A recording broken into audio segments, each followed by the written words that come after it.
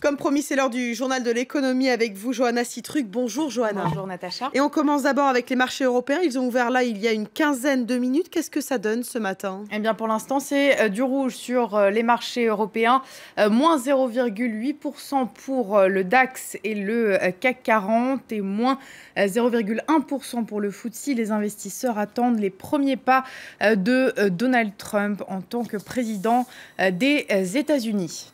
Du côté des marchés asiatiques, c'est du rouge, Johanna. Oui, du rouge également. Tokyo a clôturé sur une nette baisse, moins 1%. C'est son plus bas niveau depuis le début de l'année. Du rouge également pour les autres places boursières. Le Shanghai Composite à moins 0,30%. Hang Seng à moins 0,95%. Et le Kospi à moins 0,61%. Et on note également ce matin le plongeon de la livre britannique. Ouais, elle est tombée à son plus bas niveau depuis sa chute en octobre dernier. Peu après 3 heures à Tokyo, une livre sterling s'échangeait moins $1,20 en cause un discours très attendu de la première ministre prévu demain, mardi. Theresa May devrait annoncer un Brexit dur et net. Les détails en images, regardez. Le brouillard va-t-il enfin se dissiper quant à l'avenir du Royaume-Uni? Les investisseurs attendent toujours que le gouvernement britannique détaille son plan de sortie de l'Union européenne et la livre en fait les frais. Sous pression depuis la décision fin juin des Britanniques de quitter l'Union européenne, d'opter pour le Brexit, la livre a perdu depuis près de 20% par rapport au billet vert. La tendance relayée par la presse britannique est que Theresa May propose ce mardi lors d'un discours à Londres un Brexit dur, retrait du marché unique, retrait de l'Union douanière européenne et de la Cour européenne de justice. Les informations parues dans la presse du week-end sont sans aucun doute l'élément qui a poussé la livre vers le bas. À la veille du week-end, Theresa May n'avait pourtant rien laissé transpirer de ses intentions, se contentant de rappeler le calendrier de sortie de l'Union.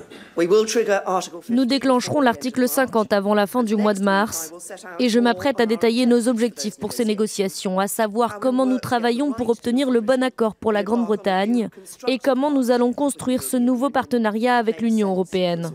Theresa May va-t-elle donc décider de limiter les flux migratoires en provenance de l'Union européenne, notamment d'Europe de l'Est, et renoncer du même coup aux avantages de l'accès au marché unique et à ses 450 millions de consommateurs, comme veulent lui imposer les Européens? Dimanche, son ministre de l'économie, Philip Hammond, a mis la pression. Si le Royaume-Uni n'obtient pas l'accès qu'il souhaite au marché unique, alors il pourrait changer de modèle économique, autrement dit, baisser les impôts aux entreprises basées en Grande-Bretagne pour qu'elles restent compétitives malgré les droits de douane européens, ce que certains analystes perçoivent comme la création d'un paradis fiscal pour les entreprises européennes. Allez, vous allez nous parler à présent, Johanna, du Forum économique de Davos qui débute demain mardi. Oui, tout le gratin du monde des affaires se réunit donc à partir de demain à Davos, en Suisse. Des dirigeants politiques aux banquiers influents, quelques 3000 participants devraient être présents pour cette édition du 17 au 20 janvier. Et comme chaque année avant le Forum, l'ONG Oxfam publie son étude sur les inégalités. Et comme chaque année, le constat est alarmant. Les 8 personnes les plus riches possèdent autant que la moitié de la population la plus pauvre, la moitié de la population mondiale la plus pauvre. Écoutez. Nous avons un système économique qui est déformé. Il est conçu pour bénéficier à 1% de la population plutôt qu'aux 99 autres pourcents. Vous pourriez ainsi installer les milliardaires qui possèdent autant de richesses que la moitié de la planète sur une voiturette de golf. Voilà pour cette situation assez alarmante critiquée par Oxfam. On voit le reste de l'actualité des entreprises en bref et en images maintenant. Oui, on commence avec le mariage entre Essilor et l'italien Luxottica. Le géant de l'optique et les leaders des lunettes haut de gamme annoncent un accord de fusion. Une opération de 46 milliards d'euros. Ensemble, les deux sociétés pourraient afficher quelques 16 milliards d'euros de chiffre d'affaires. Areva dans le collimateur du FBI et plus précisément son rachat de la société minière canadienne Uramine, une opération réalisée en 2007 qui avait coûté 1,7 milliard d'euros. Désormais, le dossier pourrait tomber sous le coup de la loi anticorruption internationale. Et reprise des vols pour SpaceX après un accident il y a 4 mois en Floride. La société d'Elon Musk a réussi le lancement de sa fusée Falcon 9 avec 10 petits satellites de communication. L'objectif est d'envoyer un jour des hommes sur Mars.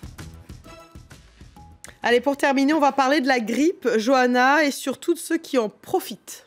Oui, la fièvre, les courbatures, la fatigue, j'imagine que vous êtes comme moi, vous essayez d'éviter la grippe. Oui, c'est tout à fait ce que j'essaie de faire en ce moment. C'est a priori logique. Pourtant, lorsque l'épidémie débarque, eh bien, certains se frottent les mains. Ce sont les industries pharmaceutiques grâce aux vaccins. Étant donné la virulence de la grippe, beaucoup se sont fait vacciner.